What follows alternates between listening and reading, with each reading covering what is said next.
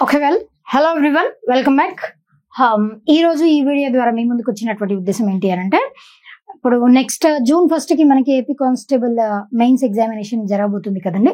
ఆ సందర్భంగా previous paper last time జరిగినటువంటి పేపర్ ఏదైతే ఉందో ఆ పేపర్ అనాలిసిస్ ఒకసారి మీకు ఒక అవేర్నెస్, ఒక అవగాహన కల్పిద్దామన్న ఉద్దేశంతోనే దీన్ని తీసుకొని వచ్చాం. This is nothing but paper analysis AP police constable mains 2018లో జరిగినటువంటి AP constable mains paper analysis. Basically అంటే ఎన్ని నెంబర్ ఆఫ్ క్వశ్చన్స్ ఉన్నాయి, ఆ క్వశ్చన్స్ నుంచి ఏ సబ్జెక్ట్ నుంచి ఎక్కువ నెంబర్ ఆఫ్ క్వశ్చన్స్ వచ్చాయి, అసలు ఏ సబ్జెక్ట్ నుంచి ఎన్ని క్వశ్చన్స్ వచ్చాయి, ఎక్కువ number of questions A subject నుంచి వచ్చాయి, నెక్స్ట్ ఏ విధంగా మనకి ప్రాబబిలిటీ ఏ సబ్జెక్ట్ నుంచి ఎక్కువ వచ్చేటువంటి ప్రాబబిలిటీ ఉంది, ఏ సబ్జెక్ట్ నుంచి తక్కువ వచ్చేటువంటి ప్రాబబిలిటీ ఉంది, అవి జస్ట్ ఒక ఐడియా కోసం మాత్రమే. ఎగ్జాక్ట్ గా ఇన్ని నెంబర్ ఆఫ్ క్వశ్చన్స్ మనకి నెక్స్ట్ ఇప్పుడు రాబోయేటువంటి ఎగ్జామినేషన్ లో కూడా వస్తాయి అని అంటే we are not guaranteeing it. Just మీకు ఒక ఐడియా రావడం కోసం మాత్రమే. అంటే ఆ నెంబర్ అటు ఇటు అవ్వచ్చు. ఇప్పుడు సే ఫర్ ఎగ్జాంపుల్ ఇంగ్లీష్ లో 30 డెఫినెట్ గా ఇట్ విల్ బి దేర్. కాకపోతే whereas in the case of general studies ఎందుకు అనంటే ఇప్పుడు ఈ English 30, English, arithmetic, reasoning this is fixed for 75 marks. మిగతా 125 మార్క్స్ కి జిఎస్ ఉంటుంది. కాబట్టి ఆ 125 మార్క్స్ లో ఏ సబ్జెక్ట్ నుంచి ఎన్ని నెంబర్ ఆఫ్ క్వశ్చన్స్ వస్తాయి అన్నది వీ కాంట్ ప్రిడిక్ట్. ఒక్కొక్కసారి ఒక సెషన్ కొంచెం అటు ఇటు అవ్వచ్చు. ఇప్పుడు మనం ఇచ్చినటువంటి అనాలిసిస్ ప్రకారం కూడా ఎగ్జాక్ట్ ఇన్నే నెంబర్ ఆఫ్ క్వశ్చన్స్ వస్తాయి అని అంటే వీఆర్ నాట్ గ్యారంటీయింగ్ ఇట్. మీరు ఇన్నే చెప్పారు కదా మేడం, మళ్ళీ రేపు ఎగ్జామినేషన్ లో ఇన్ని రాలేదు, అలా ఏమి కాదండి. అవగాహన మాత్రమే. అంటే ప్రీవియస్ ఇయర్ లో వచ్చినటువంటి క్వశ్చన్స్ ఇవి, ఆ పేపర్ ని బేస్ చేసుకొని మనం ఈ అనాలిసిస్ చెప్పాము. కాబట్టి అంటే ఇన్ అండ్ అరౌండ్ ఇప్పుడు English 30, as they are going to be 30, arithmetic 20 లేదా 19, 18, 19 అలా రావచ్చు. రీజనింగ్ 25, 23, 24 అంటే ఒకటి ఎక్కువ తక్కువ అవ్వచ్చు. ఇంగ్లీష్ మాత్రం ఇంతే, ఇంగ్లీష్ 30 దట్ ఈస్ ఫిక్స్డ్. ఈ రెండిట్లో ఇది ఒకటి అటు ఇటు అయ్యే అవకాశం కూడా ఉంది. కాకపోతే దిస్ ఇస్ ఫర్ 75 మార్క్స్. ఈ ఇంగ్లీష్, క్వాంట్స్, రీజనింగ్ వచ్చేసి 75 మార్క్స్ ఉంటుంది. టోటల్ గా పేపర్ వచ్చేసి అవుట్ ఆఫ్ 200 క్వశ్చన్స్ ఉంటాయి, carrying 200 marks, no negative mark. అంటే 2018 లాస్ట్ ఇయర్ వరకు, లాస్ట్ టైం జరిగినంత వరకు no negative marking. 200 questions you can answer all of them. 200 questions carrying 200 marks. Duration వచ్చేసి ఎన్ని అవర్స్ అని అంటే 3 అవర్స్ డ్యూరేషన్ లో మీరు 200 క్వశ్చన్స్ ని ఆన్సర్ చేయగలగాలి. కాబట్టి అంటే కొన్నిటికి తక్కువ టైం పడుతుంది. ఇప్పుడు జిఎస్ మీరు 125 క్వశ్చన్స్ చదివి మీకు వచ్చినట్లయితే మీరు ఆన్సర్ చేస్తారు. లేకపోతే ఏదైనా ఒక క్వశ్చన్ డైలమాలో ఉంది, కన్ఫ్యూజన్ లో ఉన్నారు అని అంటే ఆ క్వశ్చన్ అంతటితో ఆపేసి ఆ క్వశ్చన్ టిక్ చేసుకుని తర్వాత మళ్ళీ ఇవన్నీ సాల్వ్ చేసిన తర్వాత, అర్థమెటిక్, రీజనింగ్ ఇవన్నీ సాల్వ్ చేసిన తర్వాత మళ్ళీ you can go back to that. ఇవన్నీ బాగా ప్రాక్టీస్ చేసిన వాళ్ళైతే అర్థమెటిక్, రీజనింగ్ అవి ఫస్ట్ స్టార్ట్ చేసుకోండి. అంటే బాగా ప్రో అయితే తప్ప. లేదు అని అంటే వీటిని లాస్ట్ లో చేసుకోవడం బెటర్ యాజ్ పర్ మీ. ఎందుకనంటే వన్స్ వీటిని స్టార్ట్ చేసామనంటే టైం జస్ట్ ఫ్లైస్, మనకి తెలియకుండా టైం అయిపోతుంది. టైం మేనేజ్మెంట్ కూడా దీంట్లో చాలా ఇంపార్టెంట్, రైట్? ఇది coming to the part of next one. ఇప్పుడు జనరల్ స్టడీస్ లో మనకి ఏ సబ్జెక్ట్ నుంచి ఎన్ని వచ్చాయి 2018 పేపర్ లో, ఏ సబ్జెక్ట్ నుంచి ఎక్కువగా మనకి ఏ సబ్జెక్ట్ నుంచి వచ్చాయనంటే జనరల్ సైన్స్ నుంచి 30 క్వశ్చన్స్ ఉన్నాయి. ఈ జనరల్ సైన్స్ లో కూడా మనకి ఏమేమి ఉన్నాయనంటే ఫిజిక్స్ ఉంది జనరల్ సైన్స్ లో, అదే విధంగా కెమిస్ట్రీ ఉంది, ఫిజిక్స్ కెమిస్ట్రీ ఉంటుంది, దానితో పాటుగా మనకి బయాలజీ, ఈ 3 సబ్జెక్ట్స్ ఉంటాయి కదండి. ఫిజిక్స్ లో నుంచి ఎన్ని క్వశ్చన్స్ వచ్చాయండి రీసెంట్ అంటే ఈ లాస్ట్ పేపర్ లో ఎన్ని క్వశ్చన్స్ వచ్చాయంటే 7 క్వశ్చన్స్ వచ్చాయి. కెమిస్ట్రీలో 7 వచ్చాయి, బయాలజీలో వచ్చేసి 16. టోటల్ గా ఎన్ని number of questions 30 questions. Physics, chemistry, biology.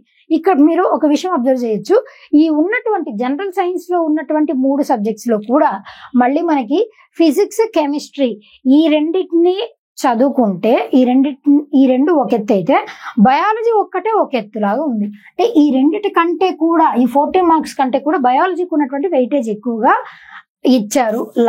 Last paper లో బయాలజీ ఒక్కదానికే 16 మార్క్స్ ఉన్నాయి. Chemistry 7 questions, physics 7 questions, total గా 30 క్వశ్చన్స్. ఇది జనరల్ సైన్స్.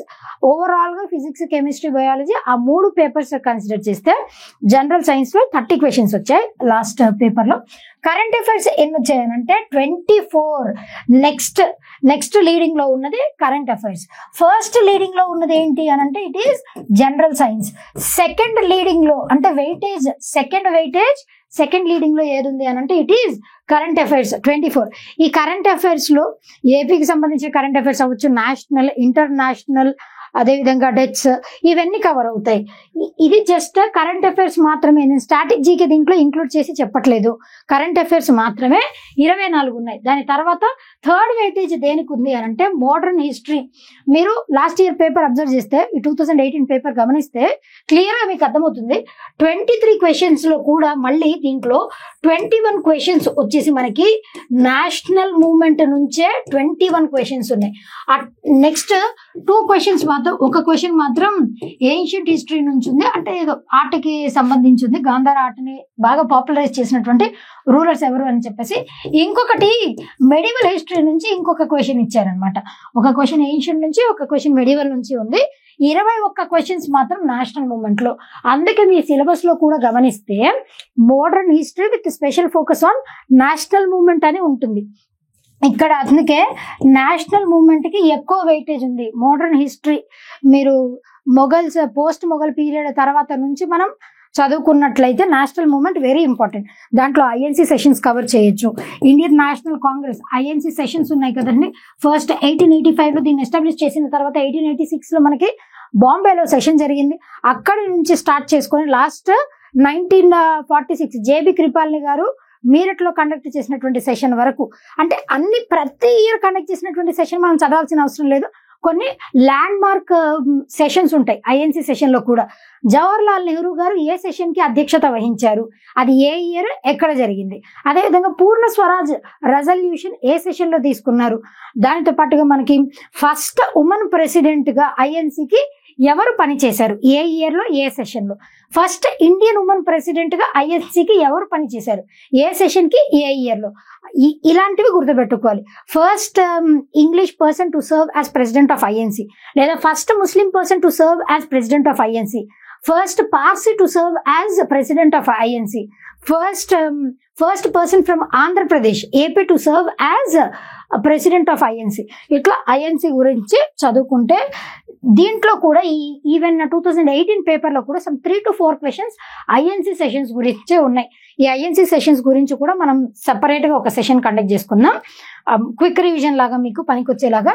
ఇది మాత్రమే కాదు, ఇంకా ఏ మూమెంట్ ఎప్పుడు జరిగింది అండ్ ఏ సంస్థలో ఎవరు ఇన్వాల్వ్ అయ్యి ఉన్నారు, ఇట్లా కొన్ని డైరెక్ట్ క్వశ్చన్స్ ఉన్నాయి. గవర్నర్ జనరల్స్ గురించి కొన్ని క్వశ్చన్స్ ఉన్నాయి, అదేవిధంగా మూవ్మెంట్స్ గురించి కొన్ని క్వశ్చన్స్ ఉన్నాయి, గాంధీ గురించి, మోడరేట్స్ గురించి, ఎక్స్ట్రీమిస్టుల గురించి, ఇట్లా అన్ని తరహా క్వశ్చన్స్ ఉన్నాయి. కాబట్టి national movement at a glance కూడా మనం తర్వాత క్విక్ గా రివిజన్ చేసుకుందాం. ఇక్కడ థర్డ్ వెయిటేజ్ దేనికి ఉంది అని అంటే జనరల్ స్టడీస్ లో మోడర్న్ హిస్టరీకి ఉంది. దాంట్లో 23 క్వశ్చన్స్ ఉంటే లాస్ట్ పేపర్ లో 21 క్వశ్చన్స్ నేషనల్ మూవ్మెంట్ నుంచి ఉన్నాయి, ఒక క్వశ్చన్ ఏన్షియంట్ నుంచి, ఒక క్వశ్చన్ మెడివల్ నుంచి ఉంది. దాని తర్వాత ఫోర్త్ వెయిటేజ్ దేనికి అని అంటే జనరల్ నాలెడ్జ్. ఇక్కడ జనరల్ నాలెడ్జ్ అంటే మీరు స్టాటిక్ జీకే ఇక్కడ వేసుకోవచ్చు, స్టాటిక్ జీకే ఈ కేటగిరీలో అనుకోవచ్చు. అంటే జనరల్ నాలెడ్జ్ అని చెప్పేసి ఇచ్చారు. అంటే ఇప్పుడు మిసైల్ మ్యాన్ ఆఫ్ ఇండియా అని ఎవరికి పేరు? అబ్దుల్ కలాం గారు.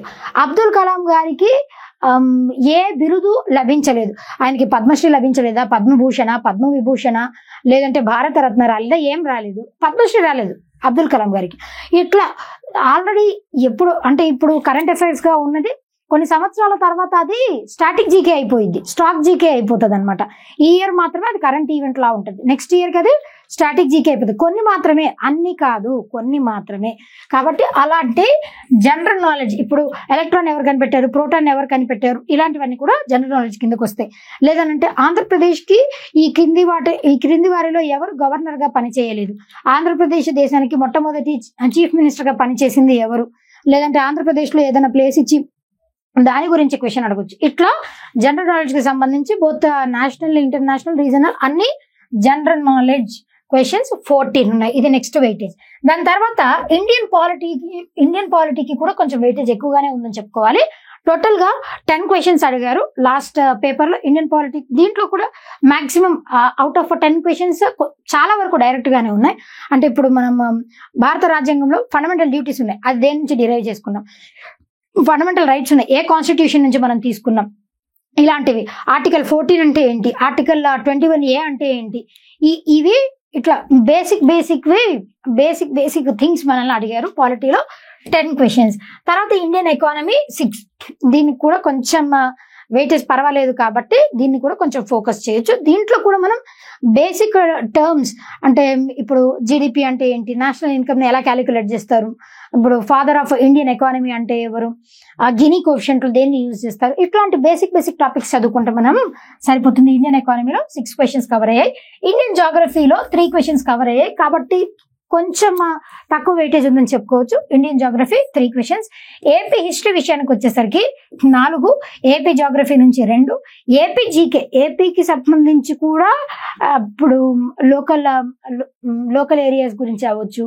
ఇప్పుడు ఇన్లాండ్ మ్యూజియం ఎక్కడ ఉంది అని అడిగారు, ఐలాండ్ మ్యూజియం ఎక్కడ ఉంది అని అడిగారు. గ్లోబల్ లెవెల్లో చూసుకున్న ఐలాండ్ మ్యూజియం ఉన్నది ఒకే ఒక ప్రాంతంలో, that is at Andhra Pradesh Nagarjunakonda.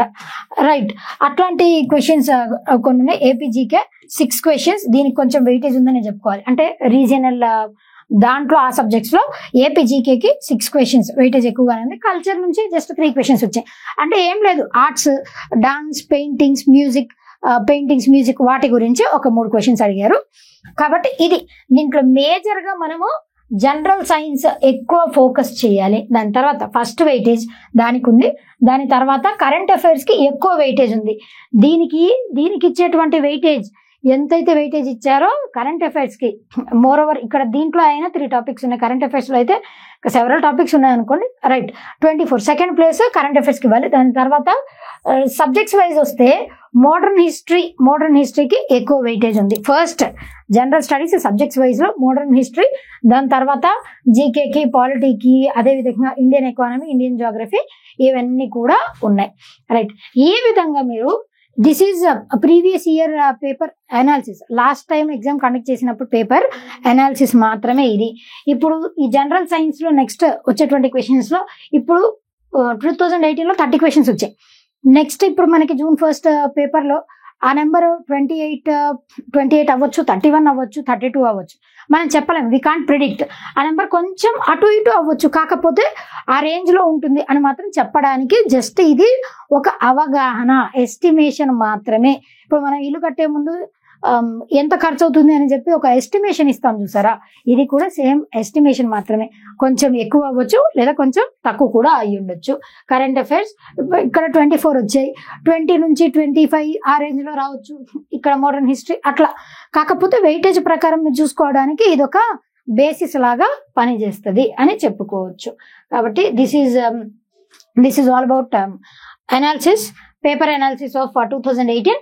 And దీని గురించి ఇంకా అంటే ర్యాపిడ్ రివిజన్ సెషన్స్ ఏమైనా ఉంటే మనం ప్లాన్ చేద్దాం ఖచ్చితంగా. దీన్ని బేస్ చేసుకుని ఇండియన్ హిస్టరీ అవ్వచ్చు, పాలిటీలో అవ్వచ్చు, ఇంపార్టెంట్ టాపిక్స్ ఏవైతే ఉన్నాయో తక్కువ టైంలో ఫాస్ట్ గా కవర్ అయ్యేలాగా మనం ట్రై చేద్దాం. ఇది జస్ట్ ఒక అవగాహన కోసం మాత్రమే మీరు తీసుకోవచ్చు. రైట్, ఫర్దర్ సెషన్స్ కోసం మన ఛానల్ని విజిట్ చేయండి. That's all for today. Until then, thank you.